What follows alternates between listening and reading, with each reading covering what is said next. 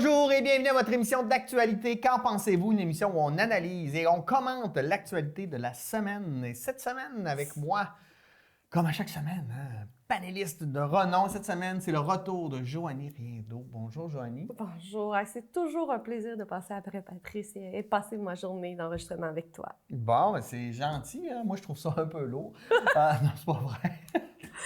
Que veux-tu, hein? À toi et moi, on est dû pour se parler longtemps. Oui, non, il est tôt ce matin, donc on fait des blagues.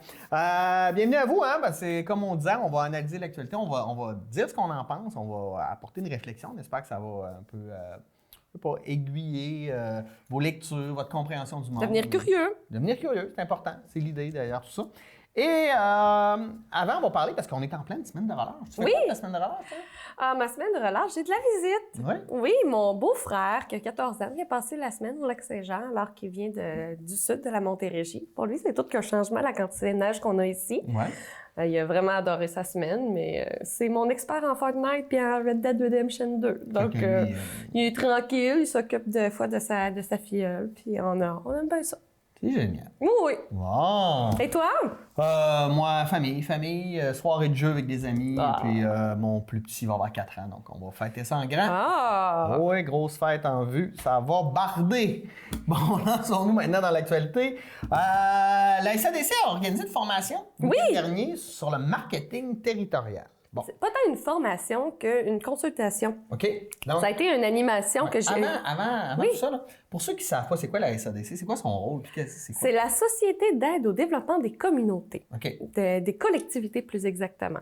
La SADC, c'est un organisme local qu'on retrouve plusieurs branches à travers le Québec qui aide les organisations, donc ça peut être des municipalités, des organismes à but non lucratif ou des entreprises en démarrage, pour les aider à bien s'implanter dans les communautés, dans les collectivités. Donc, que ce soit dans la matière de financement pour certains projets ou encore, comme on va parler aujourd'hui, des formations qui sont mises à la disposition des différents acteurs du milieu. OK. Bon. Puis quand on parle de marketing territorial, de quoi on parle? Le marketing territorial, c'est une distinction du marketing bien particulier parce qu'on fait la promotion d'un territoire comme milieu de vie. Okay. Par exemple, on a déjà une stratégie qu'on connaît bien qui est Ose le pays des bleuets, mais le marketing territorial peut prendre différentes tailles de territoire.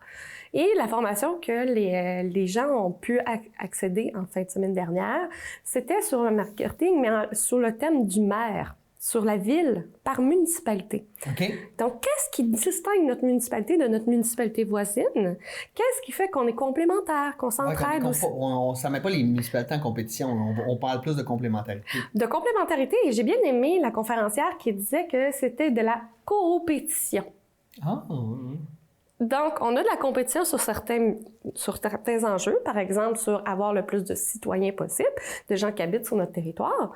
Mais, par exemple, j'ai trouvé un exemple très intéressant. Saint-Thomas-Didyme et Normandin. Saint-Thomas-Didyme n'a pas les installations pour avoir un parc industriel. Mais Normandin n'a pas les installations ou le territoire pour faire de la villégiature, pour que les gens accèdent à un chalet. Oui, je comprends. Donc, de la coopétition. Ils s'entraident parce que c'est des distances qui sont très raisonnables puis ils sont capables de répondre mutuellement à leurs besoins de leurs citoyens. Puis comme les municipalités sont relativement près, on est capable aussi de se spécialiser dans quelque chose en se disant, ben nous, on va prendre ce créneau-là puis on va laisser les autres créneaux aux autres municipalités. C'est un peu ça? Puis d'avoir une saine compétition tout en soulignant la coopération entre les différents secteurs. C'est ce que j'ai trouvé très intéressant de la formation de Mme Mirabel. Moi, j'y ai été en tant que Ose le pays des bleuets avec les différents membres de l'équipe. Mais on a quand même eu la chance d'avoir 9 municipalités sur les 15 de la MRC Maria-Chapdelaine qui étaient présentes pour parler de ces différents sujets. Puis c'était très intéressant de voir aussi. Il y a des municipalités qui se sont aperçues que si on prenait 5 critères qui les distinguaient des autres, ben c'était la même chose pour plusieurs municipalités dans un même coin. Donc, ils ont comme eu de la difficulté à trouver c'était quoi leur point, leur différence face aux municipalités avoisinantes. Donc, j'ai trouvé que c'était un une très belle source de réflexion à faire dans notre communauté. Puis Ose le pays des bleuets, on était fiers d'être partenaires pour ça parce que ça nous a permis d'avoir un autre angle de vue. Ose le pays des bleuets, c'est du marketing territorial, mais le comté de Roberval au complet. Ouais. Donc, c'est une signature. On veut fédérer les municipalités et les employeurs sous une même image.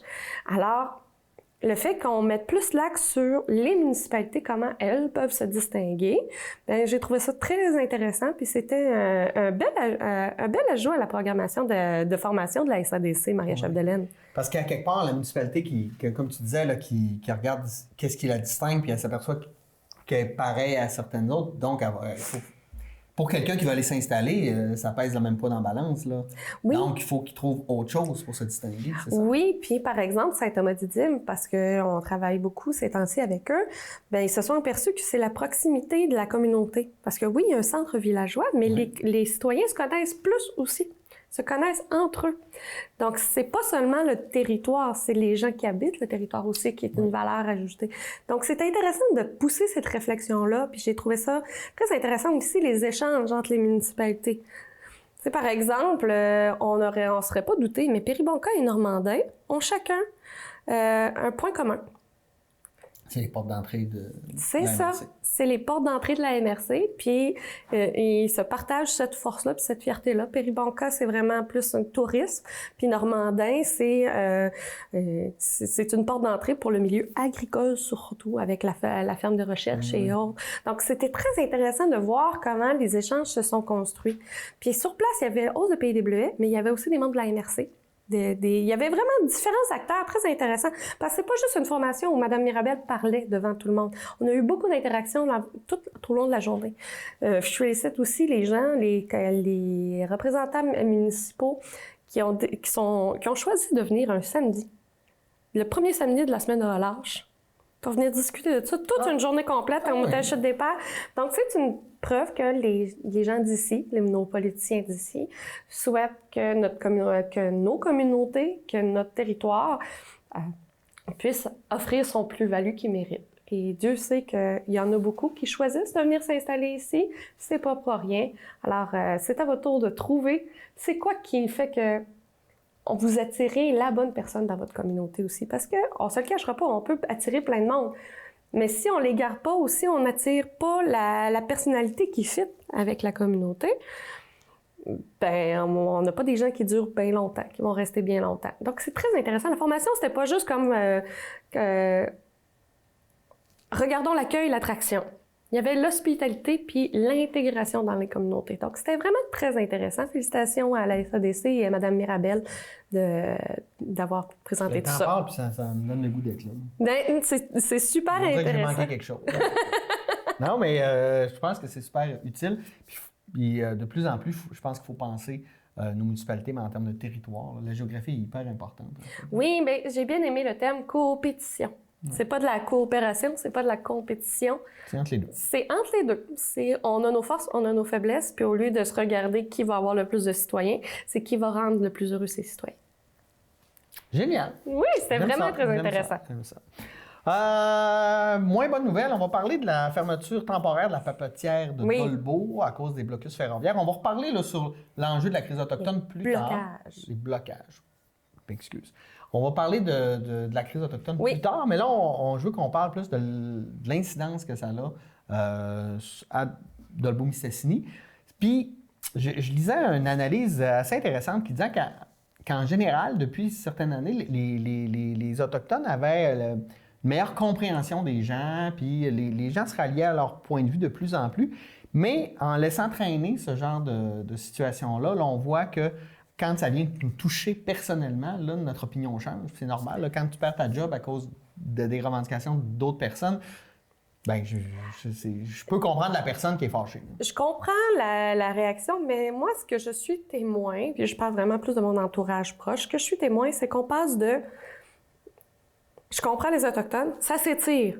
On est tanné, donc on prend un bouc émissaire qui est les Autochtones. Mais plus on apprend dans les médias, plus on contacte, plus on discute entre nous, plus les gens font comme « je suis tanné de ce gouvernement-là qui niaise avec la POC ». Ouais.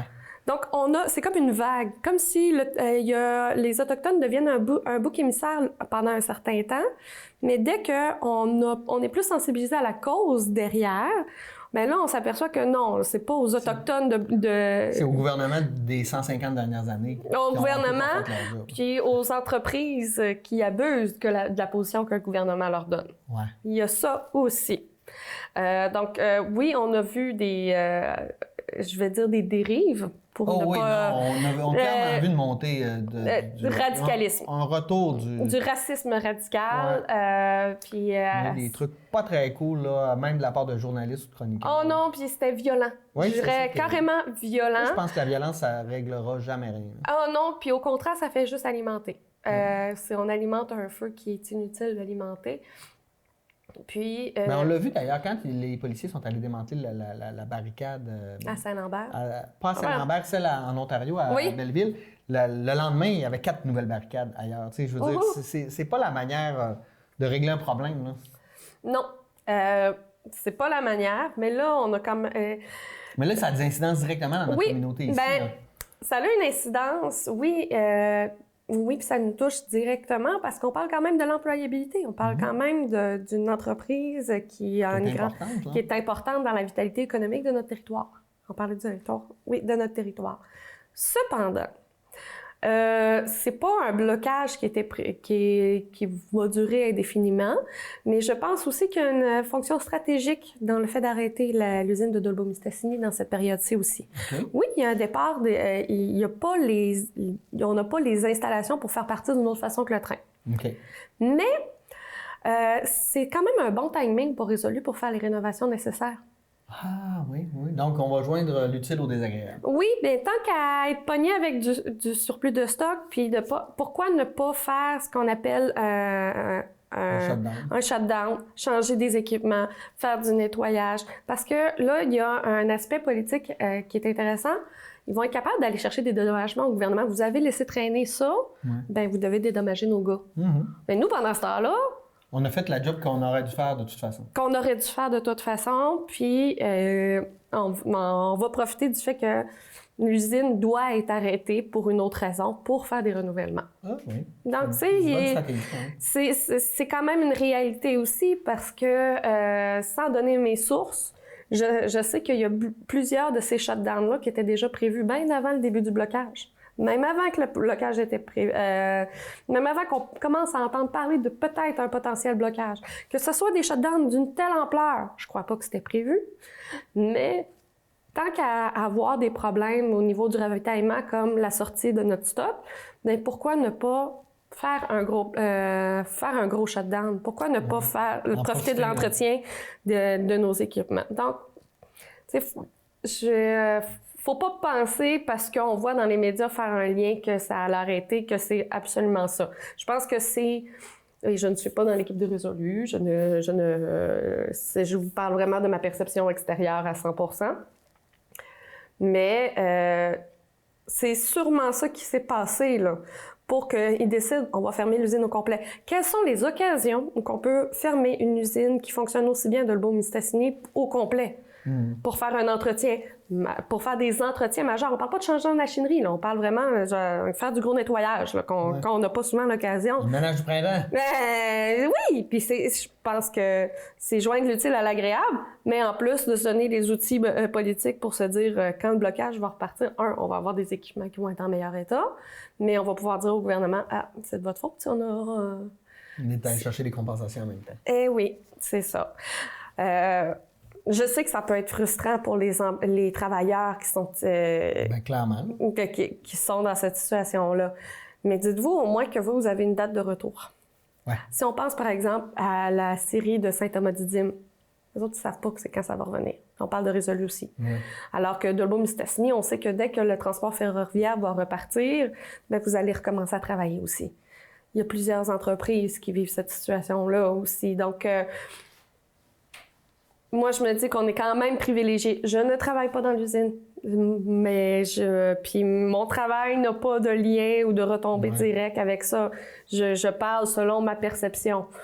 Mais ma perception me dit que c'est peut-être un moindre mal pour régler un problème qui dure depuis plus longtemps. On va suivre le dossier. De toute façon, on va revenir sur la crise autochtone là, après la pause tout à l'heure. Parlons maintenant de Nutrinor. Un Nutrinor qui se positionne avantageusement au Canada comme un des plus gros producteurs de poulets sans antibiotiques. Et là, ils sont en train de devenir aussi biologiques.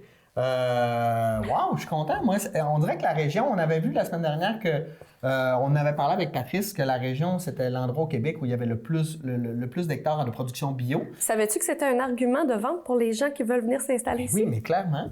C'est incroyable. Le Nutrinor qui travaille beaucoup à nous donner des aliments donc, qui sont, je dirais, cultivés, élevés ici et en plus qui sont bons pour la santé. Puis qui valorisent les entreprises d'ici. Puis on parle à travers le Québec parce que Nutrinor vient de la région. Ouais.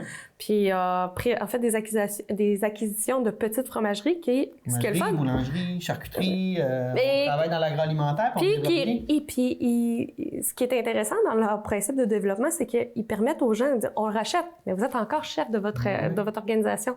Donc c'est moins de pression pour le propriétaire parce qu'il peut continuer. Mais il sait qu'il est tenu par une coopérative. Parce qu'il ne faut pas oublier, Nutrinor, c'est une coopérative. Tout le monde travaille ensemble. Tout le monde travaille ensemble. Tout le monde travaille sur la valeur du local, de la réussite locale. Je trouve aussi que c'est un pas dans la bonne direction. Je ne sais pas si tu te rappelles, là, il y a quelques années de ça, Carl Bouchard qui disait pour 2050, il faudrait que la région, on ait une opération d'origine contrôlée, genre au Saguenay-Lac-Saint-Jean, on fait que du bio. Bien, je trouve qu'on va dans cette direction-là naturellement. Puis en plus, la population, on est tellement fiers de nos petits commerces locaux qu'on participe. On y va, on achète des produits locaux, fait qu'on encourage, puis ça fait comme enfin une économie cyclique basée sur des valeurs saines. Puis on donne de plus en plus de visibilité à nos fermiers de famille. Ouais. On les voit plus souvent. On voit aussi qu'il y a des entreprises qui valorisent beaucoup ces produits-là, comme par exemple le marché Walberg, ici, qui valorise les produits qui sont faits ici. Moi, je trouve ça très intéressant. On a fait une émission de télé on valorisait les produits locaux. Hein? Oui, j'ai hâte d'essayer là, la soupe à l'oignon. Mais tout était très bon. Moi, j'ai mangé comme un fou. Donc, c'est à table avec les chefs? Non, c'est la table au goût du lac. La table au goût du lac. Oui. Donc, les chefs locaux et les produits locaux. Non, mais on se fait de l'autopub. Ben oui, c'est normal. Les autres nous, ne faisaient pas ça. non, comme si je me sentais pas à TVA pour Radio-Canada parce qu'on a fait un petit peu d'autopromotion. Mais moi, je trouve ça intéressant parce que il y a un créneau qui a été malmené aussi au cours des dernières années, qui était l'industrie laitière. Puis Nutrinor, on la connaît beaucoup pour l'industrie laitière. Donc, c'est le fun de voir qu'il y a une diversification aussi au lieu d'être juste des produits laitiers. Moi qui est de l'extérieur, je vois ça comme ça. Mais là, on va vers d'autres animaux qui ont un bon potentiel d'être bien traités.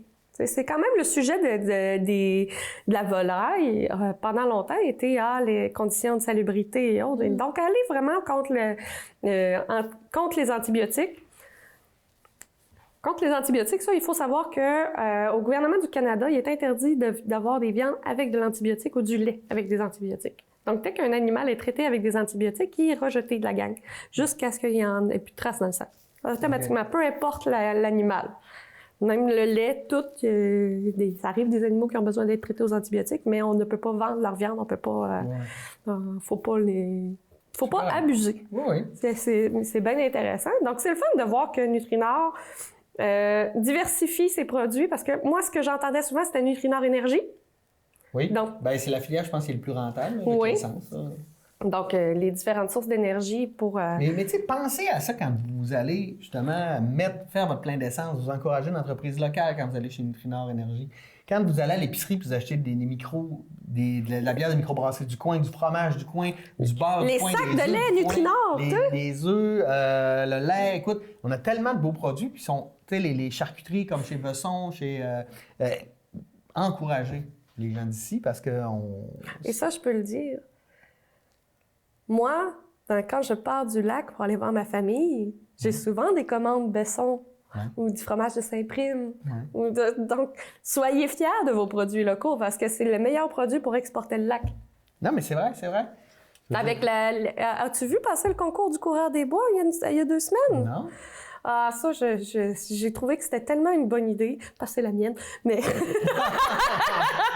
mais c'est une... Félicitations pour ton idée. C'est quoi déjà cette idée? C'est un concours Facebook avec le coureur des bois. C'est le coureur des bois qui a porté l'idée. C'est avec Ose le Pays des Bleuets. C'était « Surprends ton bleuet ».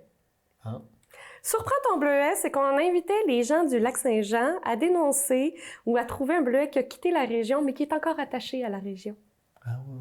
Donc, dénonce ton bleuet, surprends ton bleuet. Puis cette année, ça a été Mme Isabelle Gauthier qui a gagné parce qu'elle a eu quand même 3 personnes qui l'ont nommée. Elle dit une Janoise rialaise m'en vôtre. Elle est fière d'être du lac avec tout. Dès qu'elle est à Montréal, dès qu'elle a l'occasion, elle met quelque chose de visuel à propos du Lac-Saint-Jean. Donc, Il y a différentes façons d'exporter notre territoire parce que ça fait un lien avec notre premier sujet. Soyez-en fiers.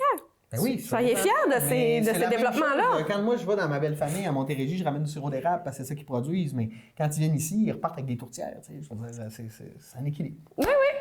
Parlons maintenant d'un nouveau programme. Je trouve ça très intéressant. Métier-études. On connaît le sport-études, l'art-études, langue-études. Et on va permettre à des étudiants qui ont terminé leur secondaire 3 de terminer leur secondaire 4 et 5 en 2 ans et demi, mais en ayant, au bout du compte aussi, leur DEP. Le projet, c'est en mécanique. Ah! Oui, mais c'est génial parce que, bon, c'est un peu plus long, mais tu sors avec 2 diplômes. Donc, ton diplôme de secondaire 5, qui est utile et reconnu et tu en as besoin souvent, et en plus, un diplôme d'études professionnelles en mécanique. Puis là, si ça va bien, bien, il y aura probablement d'autres programmes, mais à date, les inscriptions sont... La dernière fois qu'on s'est parlé, toi et moi, on parlait de la semaine de la persévérance scolaire. C'est un outil extraordinaire de persévérance scolaire parce qu'on on se le cachera pas. Secondaire 4, secondaire 5, on parle des maths 436, on parle des choses qui deviennent un peu plus abstraites sur le développement, sur à quoi ça va nous servir. Donc, les relations... Moi, le cosinus, je m'en sers tous les jours. Mais ça reste quand même que là, on est capable de... Les étudiants, ben, ils ont de quoi se rattacher. Ben oui. Ils ont de quoi se rattacher, ils ont de quoi être fiers, ils ont de quoi à faire des liens sur qu'est-ce qu'ils vont faire de manière directe dans leur travail. Puis, ce que je trouve intéressant aussi, c'est que le métier qui a été choisi, c'est un métier qu'on est en grande pénurie. Donc, ça... je pense que c'est... Donc, l'idée, ça va être de créer des mécaniciens, mais en plus des gens qui ont des secondaires 5. Donc, puis ça va leur donner l'outil de dire si je veux aller plus loin après. Parce qu'un DEP, c'est pas une fin, là. Ça peut, mais c'est pas nécessairement. C'est pas absolument une fin. Puis avec ma carrière, le projet Ma carrière des CFP de la région, on voit que le DEP n'est pas une fin en soi. Au contraire, donc je trouve ça super intéressant.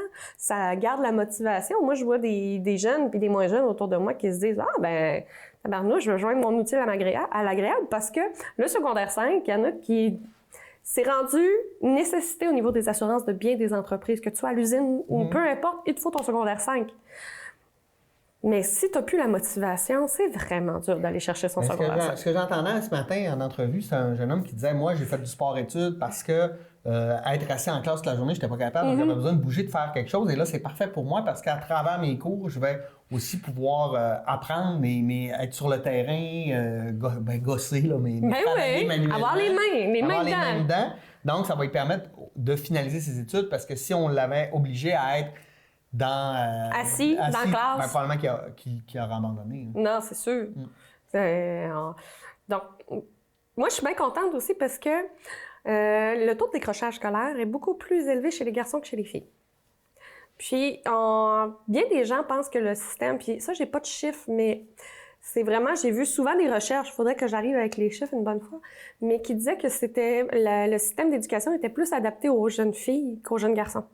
Donc là, plus les solutions, on les voit arriver, plus on voit que c'est, tu sais, la mécanique, c'est classiquement pour les garçons. Des préjugés. J'ai dit classiquement, et je crois qu'au contraire, il y a bien des femmes qui seraient bien intéressées à avoir ce cours-là. Moi, je serais la première, pas pour travailler là-dedans, mais être capable de faire mon propre changement d'huile, je serais curieuse d'être capable de le faire. Ouais. Mais j'ai plus de changement d'huile à faire parce que j'ai un auto électrique.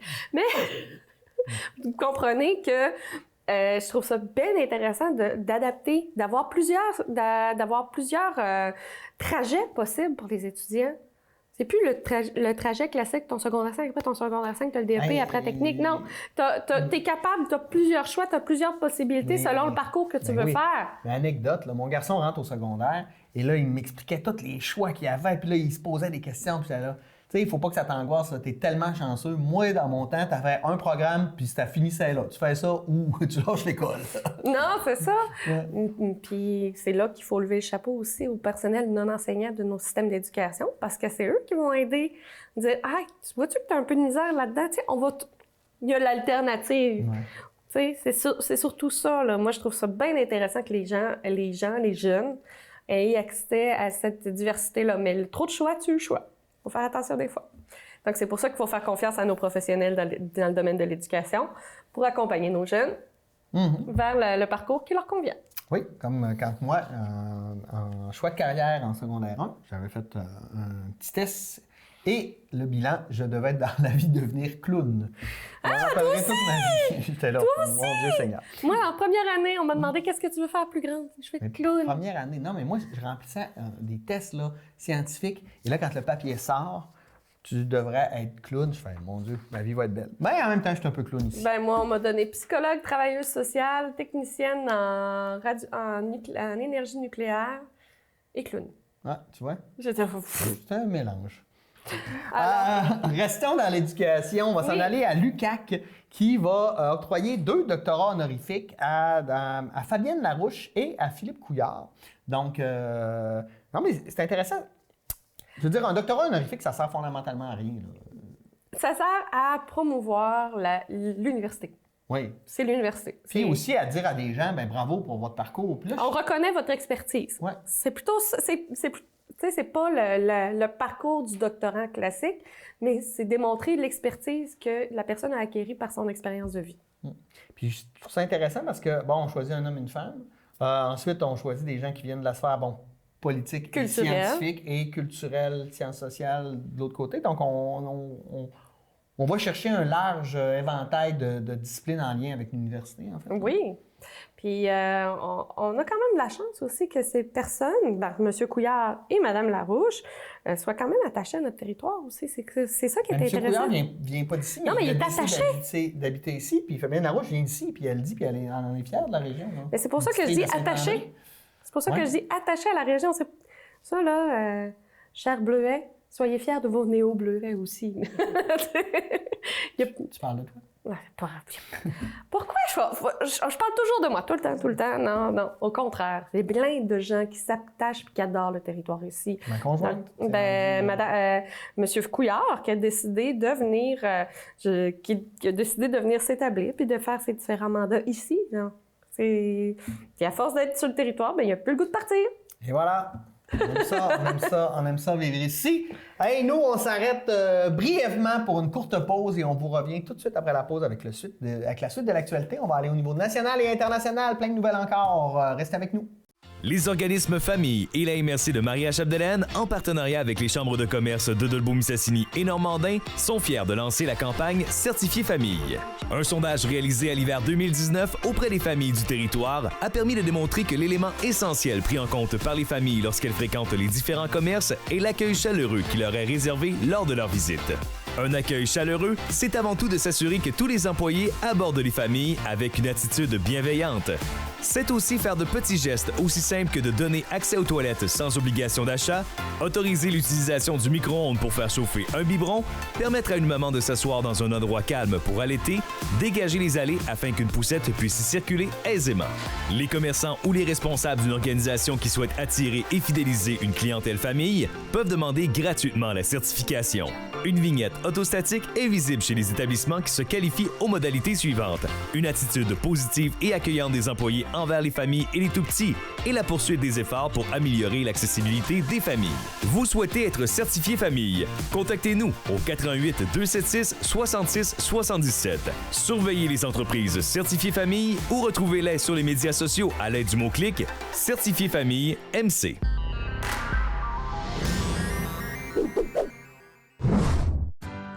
Salut, je suis Camille et je suis membre de Maria Express.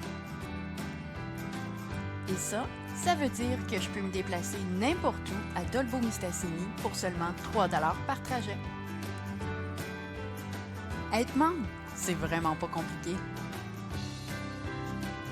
Une fois inscrite au service, j'ai qu'à appeler pour donner mon arrêt de départ, celui de ma destination et l'heure à laquelle je veux me déplacer. Et si jamais je veux consulter la carte des différents arrêts, la liste des dépositaires ou les tarifs des cartes mensuelles, je peux tout retrouver sur leur site web. Pour payer, c'est aussi simple. Je peux me procurer des billets chez un dépositaire ou payer directement au chauffeur. Depuis que je suis membre, me déplacer, c'est devenu simple, rapide, économique et écologique. Faites comme moi et essayez le nouveau service Maria Express.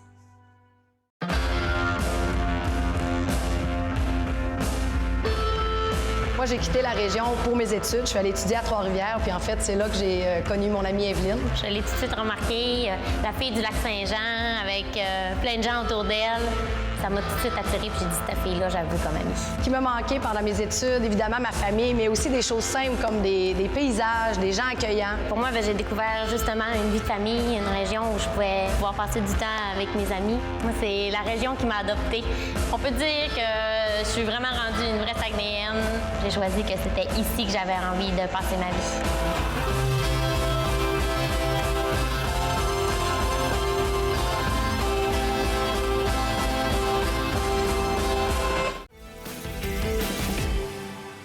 Donc, on est de retour. On va continuer. Hein? Revenons à la crise autochtone. Il y a des développements qui sont arrivés ce week-end. Donc, il y a eu des négociations. Ça commence à être le temps là, qu'on s'assoit et qu'on discute.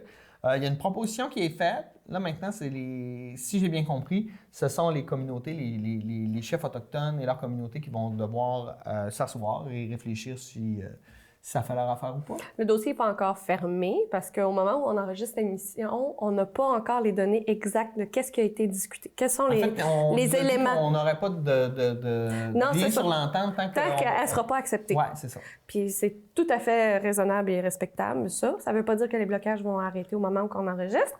Mais déjà, le fait qu'il y a eu quand même 3 jours de négociations intenses avec les représentants, comment on appelait ça? C'est les gens choisis par la communauté. On ne parle pas des chefs de bande, on parle vraiment... Les chefs autochtones traditionnels. Les chefs héréditaires. Ouais. C'est ça, les chefs héréditaires. Donc, c'est déjà bien intéressant. Puis, ce qu'on peut dire depuis la dernière émission qu'on a faite, toi et moi, c'est que là, le sujet, la raison du blocage a été de plus en plus claire dans les médias aussi. Les conditions de vie dans les communautés. Donc, on parle vraiment plus de la réalité autochtone. On a passé l'image du blocage, on a passé pour la réalité autochtone. Donc ça, c'est déjà une bonne avancée au niveau de nos médias, au niveau de notre sensibilisation face à ce problème. J'entendais aussi que les autres communautés qui bloquent, entre autres en Ontario, au Québec, disent on attend de voir qu'est-ce que la nation Wet'suwet'en va décider. Puis en appui. S'ils nous disent on enlève les barricades, on les enlève. Bien, c'est ce qu'on appelle la solidarité. Ouais. Puis moi, je trouve ça très, très... je sais pas comment je pourrais dire ça de manière polie, mais j'en suis limite jalouse.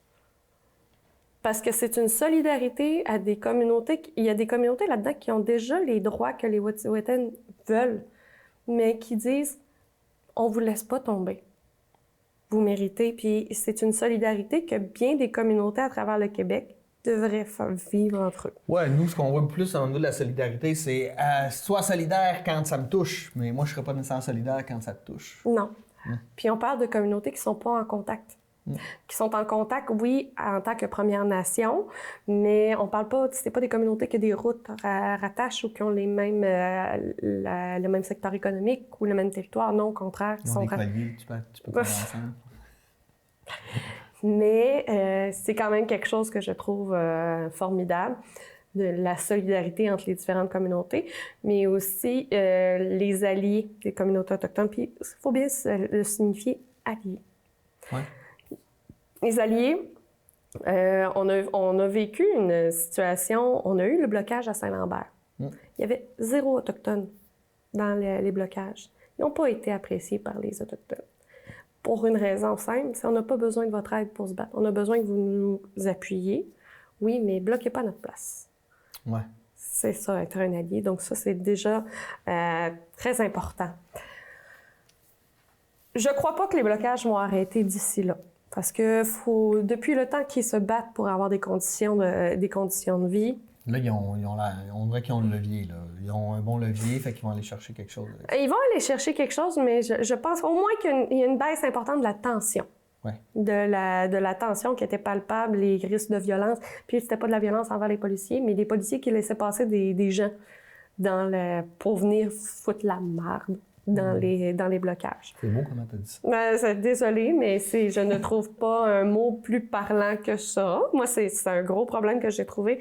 C'est quand les policiers laissent aller des gens qui savent qu'ils vont foutre la merde. Ça, j'ai un grave problème avec ça. C'est quand tu as un blocage puis que tu laisses passer une auto, puis dans l'auto, le gars sac déjà après, puis non. Non. Là, je trouve que c'est comment alimenter la violence. Comment tu as trouvé l'intervention de M. Legault quand il a un peu accusé de non. Ils ont des AK-47 eux autres. C'était une imitation de François Legault. Non, mais si on y va dans la même logique que M. Legault, on a tous un sous-marin dans notre cour avec un F-18. Parce qu'on est des Canadiens, on en a. Ouais. Donc, on a tout un potentiel d'avoir un sous-marin. On fait encore des amalgames. Ah non, les amalgames sont affreuses. Excusez, M. Legault, mais vous venez de faire la pire affaire de mon oncle comme premier ministre. Oui, c'est un gouvernement qui est très paternaliste. Non, mais... Fait qu'il continue de... Ah non, mais là, c'était mon oncle. Là, c'était... OK, vous venez carrément de scraper votre lune de miel, là.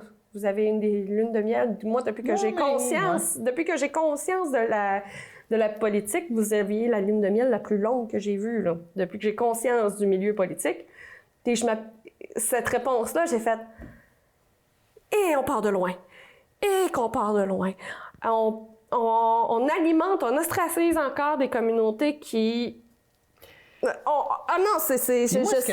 que j'ai trouvé particulier, c'est qu'il s'est, je dirais pas souvent, mais régulièrement mis le pied dans la bouche depuis qu'il est en politique, mais il a toujours eu la décence de s'excuser et de reconnaître des fois qu'il avait tort. Et là, il veut pas s'excuser. Je trouve que c'est pelleté. Ah non, mais là, il avait menacé de poursuivre le Journal de Montréal pour avoir déformé ses propos.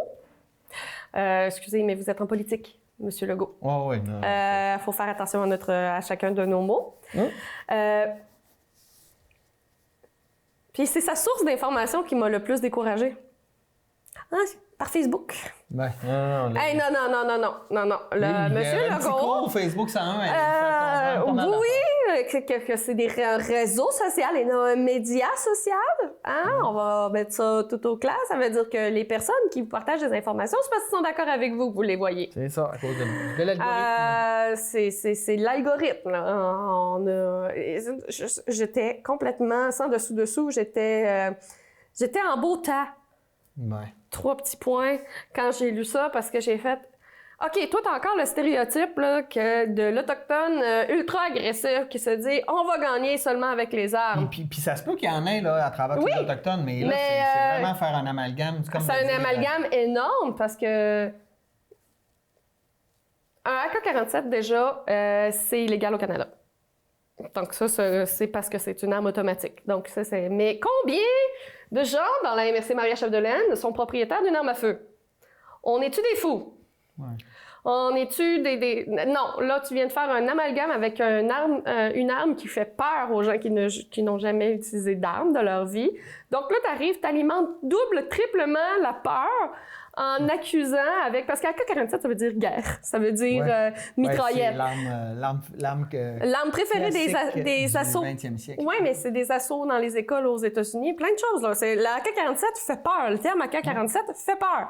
Donc là, tu arrives, puis tu alimentes un problème de société en utilisant un terme qui est déjà très fort, qui fait peur à bien des gens, pour ostratiser une communauté à l'intérieur d'une autre communauté dans des médias qui ne font aucune distinction et que c'est noir ou c'est blanc. Non, puis les médias, moi, je les trouve atroces. Là. On ne fait que charroyer de la peur, là, puis ça nous aide jamais à régler des problèmes. Non! Je suis...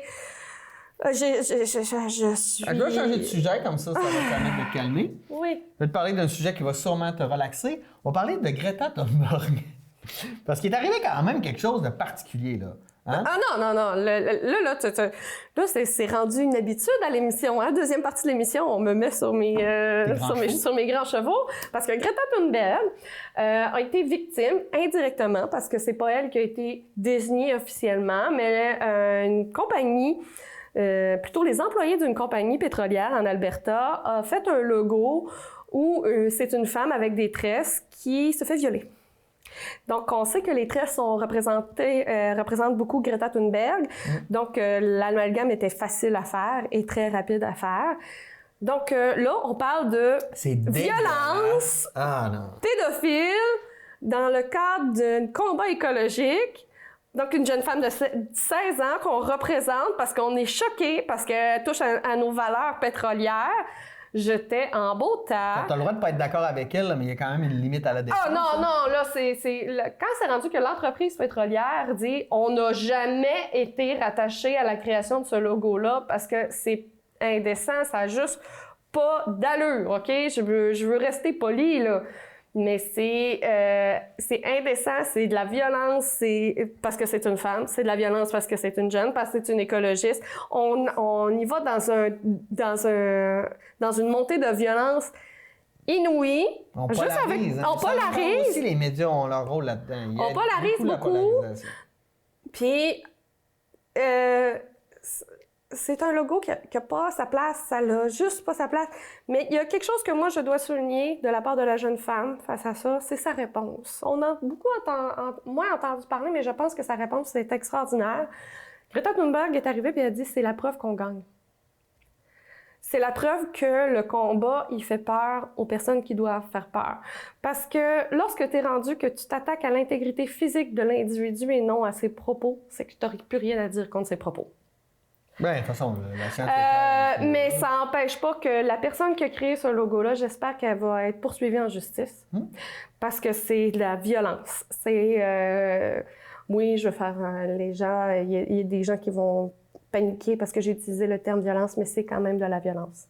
Oui. C'est de la violence. Incitation à la haine, incitation au viol, incitation à la pédophilie, incitation à... Ah non, c'est... Puis des gens ont collé ça sur leur auto en Alberta. On parle pas d'une joke sur Internet. Non, il y a des gens qui l'ont imprimé, puis qui l'ont collé, puis étaient fiers. Fiers de démontrer, de montrer une agression sur une jeune femme qui a des propos différents. Oui. Non, c'est... Ça... Je sais pas où est-ce que ça s'en va, le monde, pour qu'on soit rendu à faire des représentations comme ça. Alors que c'est le sujet de l'art depuis MeToo, sur plein de choses que les femmes, le droit... Il y a... C'est comme ce logo-là m'a comme mis devant un fait que ça rassemblait toute la haine face au sujet de société qu'on a présentement. La liberté des femmes, l'écologie. Il y a plein de choses qui ont été résumées là-dedans, puis ça m'a comme... Écœuré? Dégoûté? Enragé. Horripilé? Ça m'a enragé. Ça m'a enragé parce que même si c'est en Alberta, toute la représentativité, toute l'iconographie qui a été utilisée là-dedans représente les combats que toute une génération de femmes comme d'hommes qui se battent. On vient le dénigrer et on vient utiliser une violence qui est débattue depuis des années. Je me souviens quand on a parlé au début de l'émission, je disais on n'en parlera pas longtemps, mais plus j'en parle, plus je suis enragée face à toute l'utilisation, toute l'iconographie là-dedans et contre le fait d'une femme jeune qui se bat pour ses idéaux, puis qui représente une génération. Oui. Mais qu'on utilise... Et qui base son argumentaire sur la science, contrairement à beaucoup de personnes qui sont contre elle, qui basent leur argumentaire sur pas grand-chose. On vient l'agresser psychologiquement, on vient faire une violence psychologique, sociale, sur une intégrité physique. Imaginez si c'est votre fille ou votre mère qui est dans ce dessin-là. Non. Puis on n'aurait même pas besoin de devoir imaginer si c'était un membre de notre famille. Moi, ce que je trouve le plus débile, c'est qu'on soit rendu on en parle, là, parce que ça arrive, mais je veux dire, il me semble que ça devrait plus arriver. Ça devrait pas arriver, ça devrait pas... Puis les personnes là, qui sont fières de ça, là, excusez-moi, là, je ne connais même pas quel argumentaire parce que je trouve ça débile. Je trouve ça... vous avez plus d'argumentaire pour dire « Ha ha ha, c'est une blague! » Il n'y a pas de blague à faire sur les agressions sexuelles. Il n'y a pas de blague à faire sur le fait d'attaquer quelqu'un physiquement parce que tu n'es pas d'accord sur son opinion. Ce n'est pas une preuve d'intelligence. Ce n'est pas de l'humour noir. En fait, c'est une preuve d'idiotie. Je suis une amateur d'humour noir et ce n'est pas de l'humour noir. Non! C'est carrément de l'agression, c'est de la violence. Puis si vous continuez à propager cette violence-là, on est rendu où? On est rendu où dans la communauté? Il y a d'autres façons de présenter son point. Être obligé d'utiliser une violence visuelle comme ça qui va rester marquée, là. Vous avez bien beau dire, là, ça fera... Non! Les gens qui l'ont collé sur leur auto, ça va continuer à se propager, là. On a bien beau avoir parlé dans les médias à quel point c'est stupide, ça veut pas dire que les gens vont l'enlever. Réagissez un peu, là. Puis on a bien beau ne pas être à côté, là. Montrez-vous plus intelligent que le débat, mon Dieu Seigneur. Puis ne laissez pas passer ce genre de comportement-là dans votre entourage. Ah, ça va passer. Il faut se méfier des idiots, parce que c'est ce qui est arrivé, on en a eu un à Maison-Blanche. Il faut se méfier des idiots. Il faut arrêter de se dire « Ah, ça va passer, ils vont apprendre par eux-mêmes. » Non. Se méfier des idiots. J'espère que ma femme n'écoute pas en ce moment. Merci de désamorcer. Super, hey, on va parler de quelque chose qui va sûrement te fâcher. On va parler des courses aux chefferies en ce moment. Parce que, écoute, ça s'en vient, mais il me semble qu'il ne se passe pas grand-chose. Non. D'un côté, on a vu une offensive de Sylvain Gaudreault qui va ramasser ses signatures. Il devrait l'avoir. S'il y a quelqu'un qui est capable de faire ça, c'est bien lui. Donc, on est là-dedans. De l'autre côté, au niveau du Parti libéral, on a Mme Dominique Anglade qui a fait une sortie, entre autres, avec les régions, qui a reconnu que le gouvernement Couillard était peut-être allé trop loin en enlevant des leviers aux régions. Là. On parle de la CRE, La disparition de bien des CLD. Oui, des CLD, etc. Fait qu'on a ça, puis elle a dit qu'il y aura un nouveau pacte avec les régions si elle est élue, entre guillemets. Donc, il se passe pas grand-chose. Et surtout, la course à la chefferie du Parti conservateur du Canada. Et là, la qu'on course est entend fermée. parler. Ah, non, mais 8 candidats confirmés, dont 6 qu'on connaît pas au Québec. qu'on connaît pas et 2 qu'on a déjà entendu parler. Ça va être d'une platitude, cette course-là, là? Ben, je pense que toutes les courses, là, à part la course du PQ, qui est un humoriste qui est dedans, là. Ça n'arrive pas, hein? Je n'ai pas grand intérêt. Bon, c'est bon, on en a parlé. Ouais, allons maintenant du côté, tant qu'à parler de courses intéressantes, il y en a une intéressante, mais elle se passe au sud, aux États-Unis. Oui. C'est les primaires démocrates. Ça brasse. C'était la primaire de la Caroline du Sud samedi dernier. Joe Biden, il l'avait dit, hein, moi, ma campagne va commencer là, même d'ailleurs au New Hampshire, puis en Iowa, il n'avait pas fait nécessairement campagne. Il attendait. Il a remporté haut la main. Bernie Sanders finit deuxième. Donc, ça relance la campagne de M. Biden qui a toujours dit, moi, je vais être la voix des minorités. Coup de théâtre, Pete Buttigieg qui avait comme remporté la première primaire en Iowa.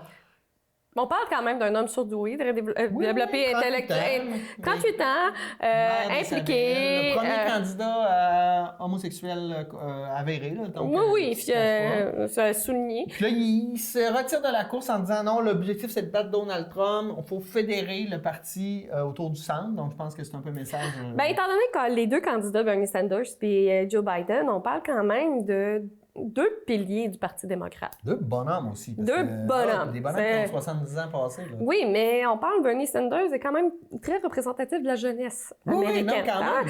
On dit les vieux bonhommes, là, mais les vieux bonhommes, c'est pas dans le cœur. Mais moi, je pense que Pete Buttigieg a fait comme, je vais laisser passer mon tour, là, mais à la prochaine Il est encore jeune, là. 42 ans, là, peut-être que... Il est encore jeune, il y a plus de chances, puis vaut mieux aussi se faire des alliés dans cette course-là. Et aussi, c'est que mardi, demain, c'est le super mardi, donc il y aura 14 ou 15 États qui vont voter, mais qui représentent 30 ou 30 ou 35 des délégués. Donc, des gros États, on parle de Texas, on parle de Californie, où d'ailleurs Bernie Sanders sera en avance. Donc, il pourra aller chercher, il y a 1300 délégués là, qui vont être... appelés aux urnes. Appelés aux urnes. Donc... je pense qu'à mercredi, là, ça va brasser, puis il y aura sûrement d'autres réalignements. Là. Il y a sûrement d'autres gens qui vont quitter la course, puis on va sûrement se retrouver à la fin avec une course à 2-3. Oui, puis... Mais non, Elizabeth Warren a dit, moi, je vais jusqu'au bout, parce que tant qu'on n'est pas au... Fait qu'elle, elle va rester jusqu'au bout, mais à date, elle a peu de chances de remporter, là, parce que... Mais ça n'empêche pas que c'est important, selon moi, puis c'est... Pour la démocratie. La démocratie, la représentativité, puis moi, je trouve que c'est bien intéressant. C'est beaucoup plus intéressant de suivre cette course-là que celle qu'on vit au Québec. Parce qu'on a un réel débat gauche-droite aussi, parce qu'à l'intérieur du Parti démocrate, qui a toujours été un peu centre-droit, là, maintenant, il y a l'aile Bernie Sanders qui est plus à gauche. Donc, on a un vrai débat plutôt que débat. Moi, je me rappelle les débats stériles des républicains où tout le monde est à très à droite, où au bout du compte, on est d'accord avec tout, mais on fait juste s'insulter. Là, j'ai l'impression qu'on a un réel débat de fond. Bien là, c'est ça. C'est un débat sur les idées plutôt que sur les personnalités. Donc ça, c'est déjà beaucoup plus intéressant lorsqu'on s'intéresse un petit peu à la politique. de voir ça sous cet angle-là. Bon, fait que à suivre, hein? Oui. Je pense parce que là, il nous reste pas tant de temps, puis je veux qu'on parle aussi d'autres choses.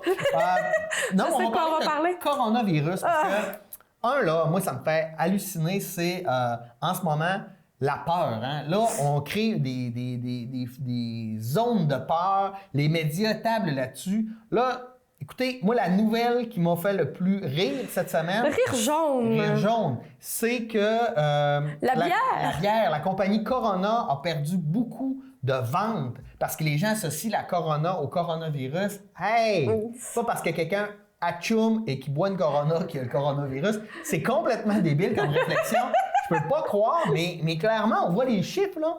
C'est fou. Puis en plus, on parle du Corona qui vient du Mexique. De la Corona qui vient De la Corona qui vient du Mexique. Et on parle d'un coronavirus qui est un terme pour parler des rhumes qui vient de la Chine. Ah ouais, puis là... On parle même pas du même continent. On parle même... C'est de l'autre côté, chacun de leur côté du plus grand océan du monde. Puis l'affaire aussi là-dedans, c'est que, bon, on le rappelle, le coronavirus, là, c'est très contagieux, mais c'est vraiment moins violent qu'une grippe qu'on a depuis des décennies, des centaines d'années ici. Au moment où on enregistre, il y a 2000 morts par le coronavirus au monde. Sais-tu combien il y a de morts de la grippe saisonnière au Canada? Non. 6 000. Ben oui, tu vois. Non, mais là... On parle du Canada. Mais les gens, on en Europe, sont pas capables de faire la part des choses. Ben, c'est que moi, je me demande... il y a une phrase, il y a une phrase qui est sortie sur Internet et qui m'a fait incroyablement rire. Oui. Vous vous souvenez, dans les années 90, on se disait que c'était le manque d'accessibilité à l'information qui rendait les gens cons. Ouais. Depuis que l'Internet est arrivé, on sait que c'est pas ça. Continuons à chercher. Ouais.